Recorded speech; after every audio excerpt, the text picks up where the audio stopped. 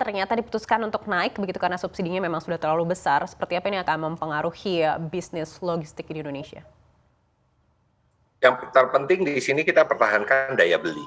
Daya beli ini menjadi kata kunci untuk kita bagaimana bisa survive dan bertahan. Ya, jadi pertumbuhan ekonomi menjadi kata kunci, walaupun pengendalian terhadap beberapa jenis komoditi, terutama pangan, ini menjadi sangat penting. Itu yang pertama. Yang kedua, pastinya akan berdampak. Setiap kenaikan BBM itu pasti akan berdampak terhadap logistik, khususnya juga berdampak kepada inflasi yang tadi disampaikan oleh Bu Dian secara clear gitu ya.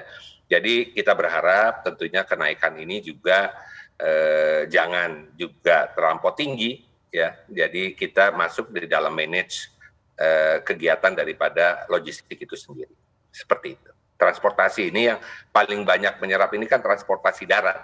Sedangkan transportasi darat itu hampir 87% dari kegiatan distribusi logistik gitu loh ya, yang selain lewat freight, laut maupun udara, seperti itu. Baik, mungkin ada gambaran dari Bapak sendiri apabila BBM ini naik berapa persen maka akan mempengaruhi biaya logistik hingga berapa persen? Iya, biaya logistik kita tuh saat sekarang kurang lebih 21,3% terhadap PDB kita. Ya, nah kalau kita kecilkan lagi, biaya transportasi darat itu kurang lebih kan memberikan distribusi 20% dari total logistik secara keseluruhan gitu ya, sekitar 20%. Nah, bisa kita lihat, kita berhitung secara detail akan memberikan impact-nya seperti apa. Ya kan, terutama ini untuk wilayah-wilayah tertentu. Saya tadi sudah sampaikan, yang paling penting jangan sampai distribusi BBM ini terganggu. Ya kan, itu akan menambah kos lagi, terjadi antrian. Sebelum kejadian ini di beberapa titik di Kalimantan, di Sulawesi terjadi antrian, dan ini perlu pengawasan agar BBM subsidi ini juga tepat sasaran, ya, tepat sasaran. Kalau industri kan sudah itu sudah mengikuti harga pasar, kurang lebih seperti itu. Jadi juga akan memberikan impact kalau ada kenaikan. Tapi yang industri ini kan sebetulnya sudah mengikuti harga pasar dari hari ke harinya ke depan ini. Seperti itu. Ki, kalau kita bicara terkait dengan pelemahan rupiah ini yang sudah mau mendekati 15.000, seperti apa ini lalu mempengaruhi bisnis logistik? Kita berpengalaman pada tahun 97 ya. Tentunya teman-teman saya gitu ya melakukan persiapan-persiapan, kita optimisme ada di sana, tapi kehati-hatian pun kita lakukan. Tapi seperti tadi Bu Dian bilang, ini Indonesia ini luar biasa ya. Kita dibandingkan beberapa negara lain, kita masuk Big Five lah yang ekonominya di dunia ini terkendali dengan cukup baik gitu loh. Jadi menurut saya kita punya optimisme di sana dengan tingkat kehati-hatian yang kita lakukan. Itu yang pertama.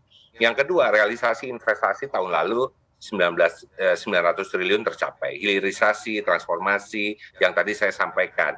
Kita jangan lupa loh, kita ada beberapa jenis komoditi yang berkaitan dengan tambang atau mining ini yang dilarang ekspor. Ya, seperti contohnya yang berkaitan dengan industri baterai misalnya ya. Nah, ini kan juga sesuatu yang memberikan dampak kegiatan yang ada di Indonesia.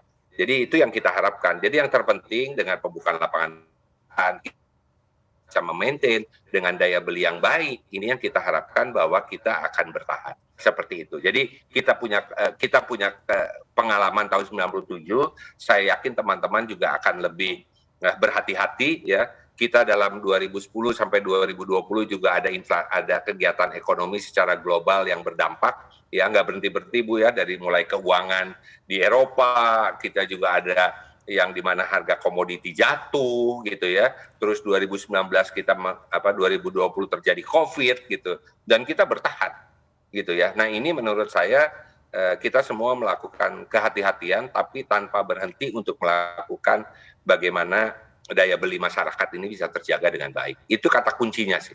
Ya, yang berbahaya itu kalau daya beli masyarakat menurun. Nah, ini yang perlu kita antisipasi gitu. Seperti baik, itu. Tapi selama untuk pelemahan rupiah ini sendiri Pak Yuki, antisipasi apa yang dilakukan sebagai wujud kehati-hatian yang tadi Bapak sampaikan sebagai juga pengalaman yang sudah terjadi di tahun 1997 1998? Ya, salah satunya pinjaman luar negeri pasti kita lakukan hedging. Itu sih udah pasti. Ya, itu kita sudah lakukan berdasarkan pengalaman itu. gitu ya. Nah ini juga dengan kejadian 2 tahun kemarin, jujur aja nih, bisa dicek ke OJK maupun Budian, sebetulnya banyak pihak juga yang mengurang dalam bentuk US dollar ya, asing gitu loh. Ya, supaya kita mengantisipasi saat itu kan pukulan yang luar biasa dari sisi pelaku logistik ya, khususnya seperti itu.